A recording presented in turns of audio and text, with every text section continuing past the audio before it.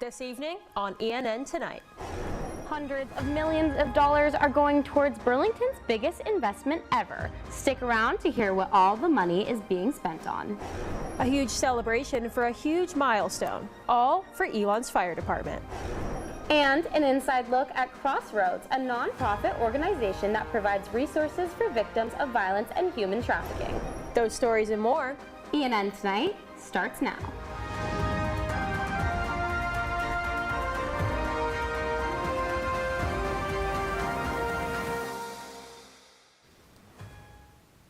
Good evening, and thank you for joining us for ENN Tonight. I'm Alice Morrissey. And I'm Charlotte Fabi. Let's dive into this week's top stories. Starting off tonight, a huge investment for the city of Burlington and Guilford County. $860 million will go towards a new food distribution center, and on top of that, this is set to bring an estimated 500 jobs to the area. So let's break this down. Both Guilford County and Burlington's new partnership with international food distributor and parent company to Food Line, Ahold Delhaize, is making this the largest economic development in Burlington's history.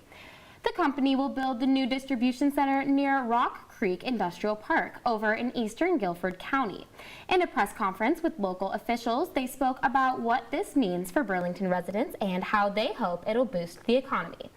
Executive Vice President of Economic Development from the Greensboro Chamber of Commerce, Marvin Price, says that he's excited about what is ahead for this project. Success like this doesn't happen by chance. It happens because people across cities, counties, and organizations unite around one mission: to strengthen North Carolina's economy and expand opportunities for its people. Construction for the distribution center will begin in 2026 and is expected to end around 2029. As the Alamance County municipal elections are rounding the corner, Mayor of the town of Elon, Emily Sharp, held a candidate forum for the 3 candidates running for Elon Town Council. Randy Orwig, Steve Exum, and Michael Radigan answered residents' questions and talked about their stances on many different issues. One key topic in this discussion was getting nonprofits like Elon University and the Twin Lakes Retirement Community to contribute more funding. And Sharp says she was impressed by the candidates' responses. I think our voters have a very hard decision to make. I think all 3 spoke really highly about the town. I think they all have ideas for how to continue to grow the town in a responsible manner. 2 of the 3 candidates will be elected. Municipal elections are November 4th. History was made here in Alamance County, and not for a good reason. 2 Burlington men are facing charges after authorities got their hands on more than 400 pounds of meth. The meth is worth a little more than $5 million. This is the largest meth bust in Alamance County history. Chief of Elon Campus Police Joe Lemire says that this case was not close to campus, and that for something like this happening, any prevention would involve our collaboration and relationship with other departments and the notification to us if anything was getting close or on campus. The Alamance Narcotics Enforcement Team says that the investigation is ongoing and no other details are being released at this time. The town of Elon Fire Department celebrated its 100-year anniversary. ENN's Alana Klingsporn was at Station 8 this weekend, which is just down the street from the university, and has a look at the event. Residents, students, and even town council members filled Station 8 with snacks, cake, and beverages for the fire department's open house celebration. And for Assistant Chief Ray Pruitt, this milestone is part of his family history. It's the 3rd generation of the department. My dad was here back in the 70s, but it's been a great opportunity to be part of the historic event. Elon senior and student volunteer Gloria Tenna says this anniversary is a reflection of the department's commitment to serving the community. Town of Elon Fire Department celebrating 100 years to me is their commitment to serving the community members. For these 100 years we've developed as a fire department as itself. To celebrate the milestone, the fire department set off sirens and also had a slideshow of photos to capture its history through film. Alana Klingsporn, ENN Tonight. Tenna says she was one of the only student volunteers when she first joined, and she's been lucky to see this volunteer program grow. Up next, something new in Alamance County that's helping young parents take on life's daily challenges. and Resource Center and what they do to help victims of violence, assault, and trafficking.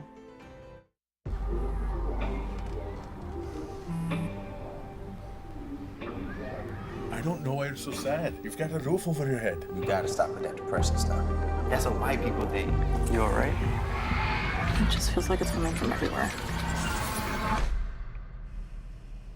Do you want to talk about it? You can talk to me if you're feeling sad. Whenever you need to talk, I'm here, okay?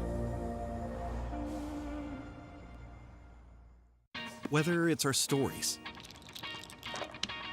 the warmth of our laugh, or our family's secret sauce, we all bring something different to the table. So make some space. The power of connection is waiting right outside your comfort zone. Learn how you can help strengthen your community at belongingbeginswithus.org/teamup.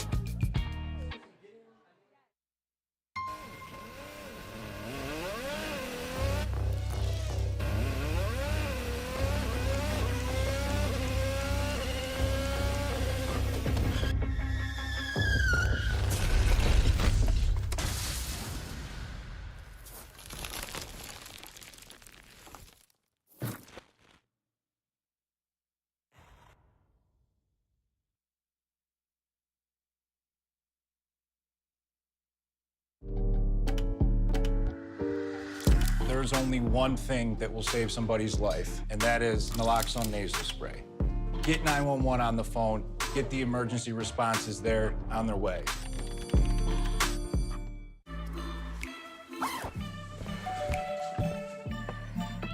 Yo, camping buddy. Okay, you guys ready? Dude, I thought you were driving. I thought you were driving. Oh, I never said I was driving. I definitely can't drive.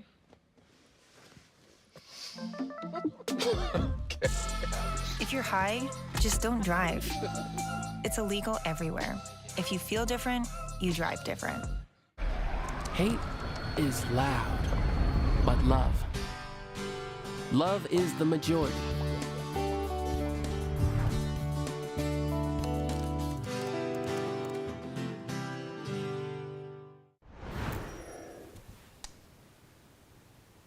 Elon students and staff now have the opportunity to get certified in mental health first aid. The training is offered through the National Council on Mental Well-Being. Participants are taught how to identify risk factors, warning signs, and how to help someone in both crisis and non-crisis situations. The 3-year certification is one of several resources on campus that promote mental wellness. Associate Professor of Psychology Bilal Gandor says this training gives participants the tools they need to make an impact. The details about the program and the kind of information they receive seems to be specifically helpful, that can value, that can bring more value to an intervention. Gandor says the program not only builds awareness of others' mental health, but also encourages people to reflect on their own. The Liberal Arts Forum hosted founder of Moms Demand Action for Gun Science in America, Shannon Watts. Moms Demand Action is one of the largest activist organizations in the nation and was formed after the shooting at Sandy Hook Elementary in 2012. ENN's Trista Pinagacco sat down with Watts for an exclusive interview. Here's a small part of that conversation. Why do you think personally that Moms Demand Action has had such success as a grassroots organization that's mobilized thousands of people across the country? This is part that I will take credit for, which is, I cut my teeth in communications on creating brands and creating messaging. And I just knew intuitively that we could create a brand that made women feel empowered and not scared. Lastly, is there anything else you'd like to add about your activism, about your book, or anything else that you think is important for people to know? I think about the suffragists who were imprisoned, beaten, starved, and they never saw the fruits of their labor, right? They never saw all women, not just white women, but all women get the right to vote. That happened in about 100 years. And yet what they did was so selfless and so generous because they built a foundation that future generations could build on and finally get the right for women to vote. Watts says that she hopes students who went to the forum would be inspired to take action and make a difference.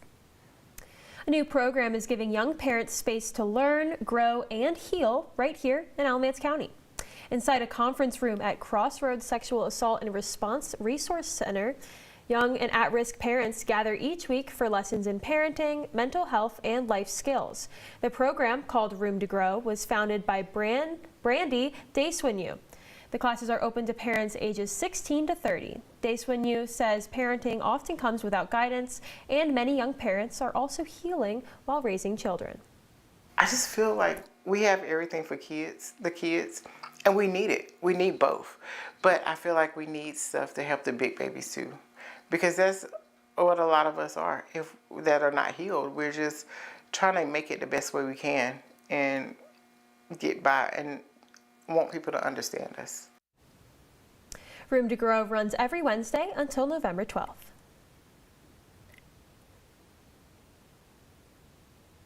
Crossroads Sexual Assault Responses and Resource Center is known for its advocacy program and resources for victims of sexual assault and violence and trafficking.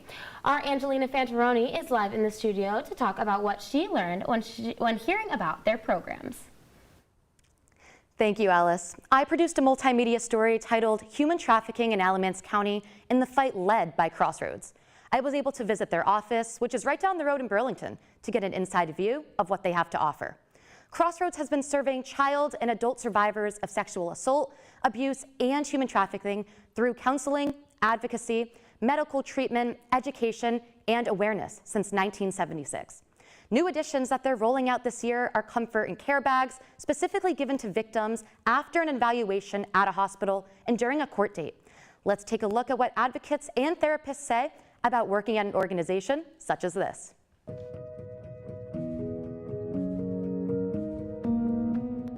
My trafficking story started when I was about 12. I was sexually assaulted by someone adjacent to my family, and that went on for 2 years before I started to sort of run away. I was at this concert with a lot of older people, and after the concert we went back for a party, and at this party I was drugged. I didn't even know that what was happening to me was trafficking by definition until I came into Crossroads.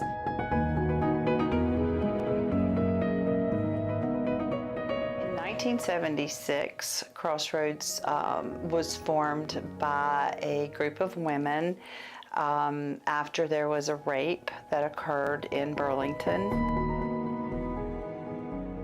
Crossroads is such an awesome place. Our history is that if you ever find that you're in need or need help, like there's going to be somebody here who's going to pick up the phone, who's going to talk to you, provide you with some sort of service, or point you in the right direction of where you need to go, which is my favorite thing about Crossroads, and it always has been. There's no right or wrong time to heal from trauma, whether it happened months ago or 30, 50 years ago. Whenever a person's ready to heal from trauma, there's always ways to do it and people who are there to help. I get teary-eyed when I talk about this. The fact that I get to hold witness to that and support them in this and make sure that they have somebody, it's just overwhelming sometimes. It really is. It's surreal. Every year I look around and think, am I really here?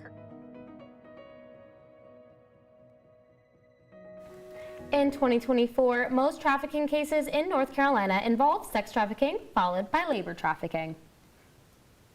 Coming up, an Elon women's soccer update. This one you'll want to hear. And I'll have your Halloween weather with your Phoenix 5-day forecast after the break. I don't think that many kids in my son's school even do it. He makes fun of his friend who vapes. He would never try it. She's into soccer. She's on the honor roll. She's just not the type. No way. No way. No way. No way, my kid would never vape. Get your head out of the cloud. Today, nearly 8,000 kids will start vaping. Maybe even yours. Learn about the dangers at talkaboutvaping.org.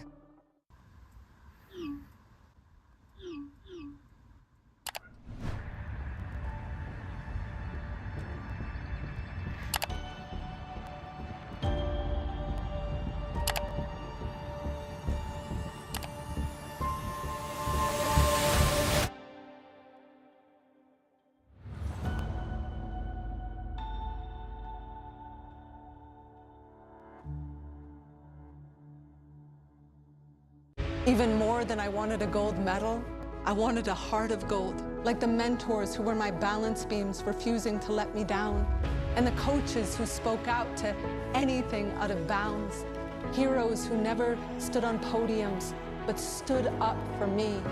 Every shot I made, give the assist to those who since my youth were referees, ready to blow the whistle and end abuse. I rescued Toast from a shelter in 2011. I love Toast because she's a lazy diva. Toast does whatever she wants, obviously. She's sleeping right now.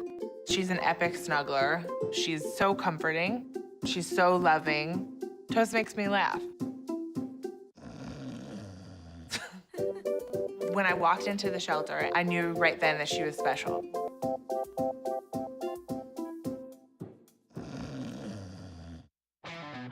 Kudos, Carl. You've always had a need for speed. Racing anything with wheels, speed reading novels in record time, yelling out 3, 2, 1 at every traffic light.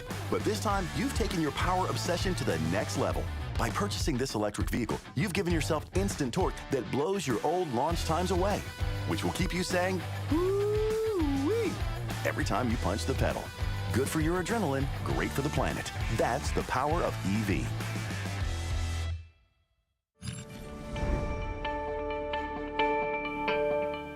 And joining us now live in the virtual studio is ENN's weather reporter, Mackenzie Cruz. Mackenzie, it was a little rainy outside today, but can you tell us what it's going to be like for the rest of the week? Thanks, Charlotte. You should definitely have an umbrella on hand this week because we're going to be looking at even more rain and chilly weather coming up. Now for your Phoenix 5-day forecast. Tonight we'll have a low of 45 with more rain and wind up to 30 miles an hour. Tomorrow and Wednesday will be more of the same with highs in the low 50s, showers, and some more wind. Thursday will be mostly cloudy with a high of 61 and a passing shower or two. Friday will have a high of 60 and mostly sunny skies, but for anyone trick-or-treating, you might want to bundle up because there's no rain, but it will be a low of 37 and windy. And finally, Saturday will start off November with some sun and a high of 62. As we enter the last month of Atlantic hurricane season, we were met with Hurricane Melissa. Melissa became a Category 4 on Sunday with winds of 140 miles per hour. Jamaica is under hurricane warning, and Haiti and Cuba are under hurricane watch. Major flash flooding, heavy rainfall, landslides, and damaging winds are expected in those areas. But that's all for now. Back to you in the studio. Thanks, Mackenzie. We'll be sure to stay warm this Halloween.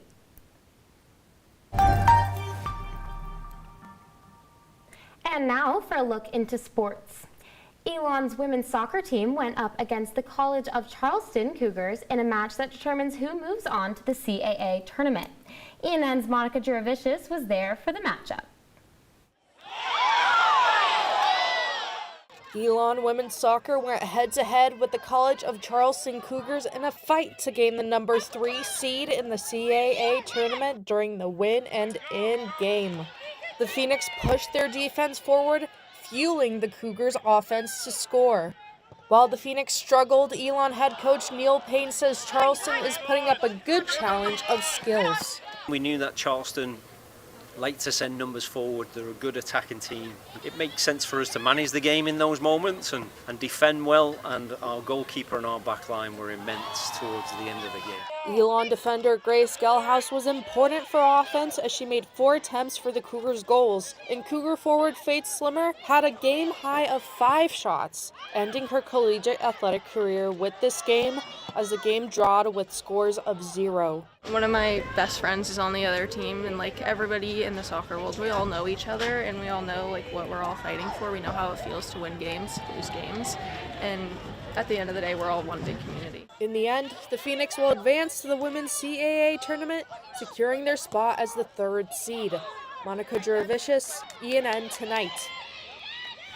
The Phoenix play William and Mary on Thursday in the CAA Conference quarterfinals at 7 p.m. in Virginia. Alamance County Public Library's home delivery service allows homebound community members to receive 25 items each month. And it's especially important for one patron. Our Miles Hayford has a deeper look into this story.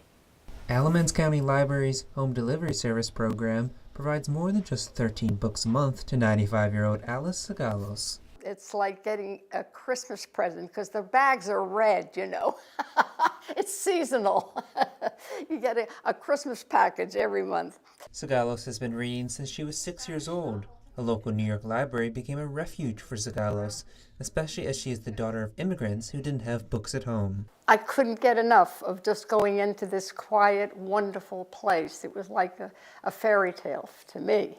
And beyond just the books, Home Delivery Services Coordinator Story Inohosa says the program builds community. Just her being a part of this program for so long sort of means that we've all gotten to know each other in a way that's really nice. Zagalos says that at this stage in her life, the service gives her something to look forward to. Miles Hayford, ENN Tonight. Zagalos is one of the 135 participants of this service each month. Food, music, and community filled the Holly Hill Mall this past Saturday. The Taste of Alamance Food Festival had over 15 local restaurants to give out free samples, and all the proceeds went to United Way of Alamance County. This organization is a local nonprofit that helps families of Alamance County become financially stable. The president of United Way of Alamance County, Lacey Dabbs, has been on the team for 2 years and says that the community always enjoys the festival. I think the community gets excited. I think there was some hesitancy because it is the first year back, but we do have 18 restaurants represented here giving out more than 40 samples of food. And I've already talked to ladies that were here in prior years. So we do have attendees that are coming back. Dabbs says she hopes to see the Taste of Alamance grow and bring more familiar faces together for local fun. After the break, a heartwarming spooky season tradition that you'll want to stick around for. Hear that? That's the sound of your life. Perfectly imperfect. But every time you drive after drinking, the music gets drowned out. Your life sounds pretty great. Don't let a buzz ruin it. Buzzed driving is drunk driving. Don't drive buzzed. In 4 days. There was an old woman who lived in a shoe. She had so many children. She didn't know what to do.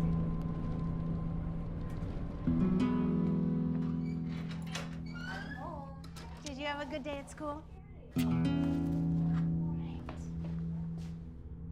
She gave them some broth without any bread. There you go.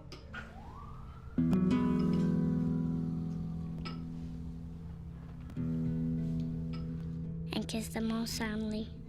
Night night. Good night. And put them to bed. Hunger is a story we can end. End it at feedingamerica.org. Women are bad with money. That's what the world's been saying for centuries.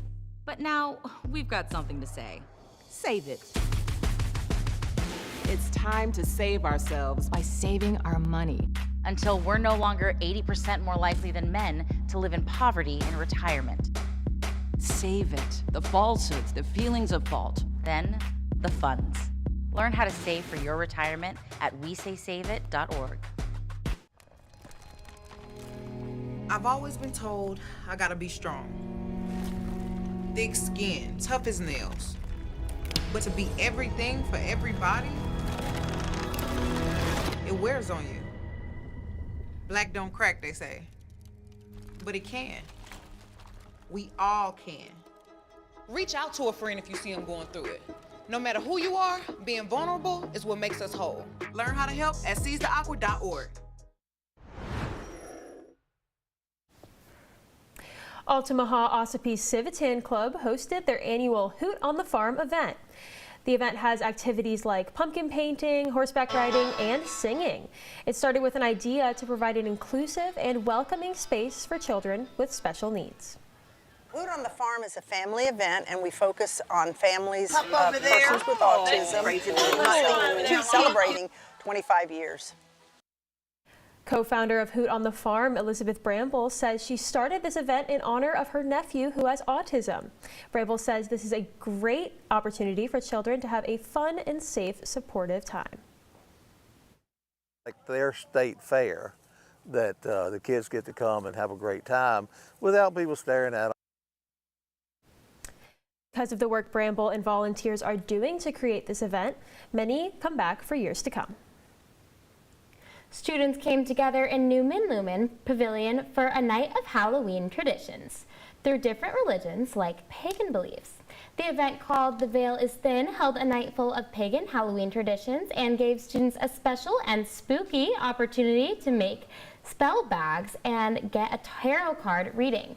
Director of Multi-Faith Programming and Engagement, Hilary Zackin, says this event represents a new push to increase the Truett Center's pagan events. Over the past year, we built up a small community, and this year, our professional staff was ready to launch a few events to bring students in to build community. Elon sophomore Finn Hughes works with the pagan community in the Truett Center and says that having events like this helps people learn about other cultures. I also really enjoyed the fact that some people were like, yeah, I don't really know about much of this stuff, but I want to learn, and that was really cool. I love getting to even learn myself, which was really cool. Hughes says that he thinks increasing pagan life helps people have an open mind and learn that just because people are different doesn't mean that they're scary. And here's a spooky and scary schedule of Halloween festivities that are in full swing, both on campus and in the town of Elon.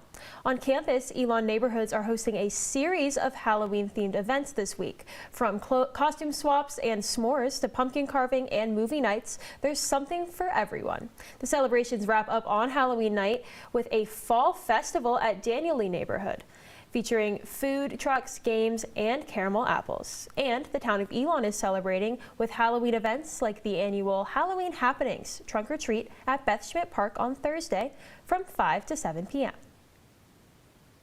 Two Elon 2024 graduates are making their off-Broadway debut with original plays inspired by personal stories. Mallory Savert brought her honors thesis, The City Woman, to a New York stage. The play follows two young nuns who fall in love and question what it means to follow their faith and hearts. And another 2024 alumni, Madeline Slattery, premiered her show Mom Play at a festival. The story was based on a real conversation and explores a mother-daughter reunion inside a prison. Both playwriters have said that their Elon experience helped shape their storytelling. Elon University School of Communications has announced a new partnership with Italian professional basketball organization Pistoia Basket. The school says this is an effort to mix sports and education. Students who are studying abroad at Elon in Florence have the chance to intern for the team and gain insight into their operations and communication strategies. Well, that's all the news we have for you this evening. Thank you so much for joining us. Head over to our website, elonnewsnetwork.com, for stories, sports, and more. And make sure to follow us on social media at Elon News Network. Have a great night, Elon.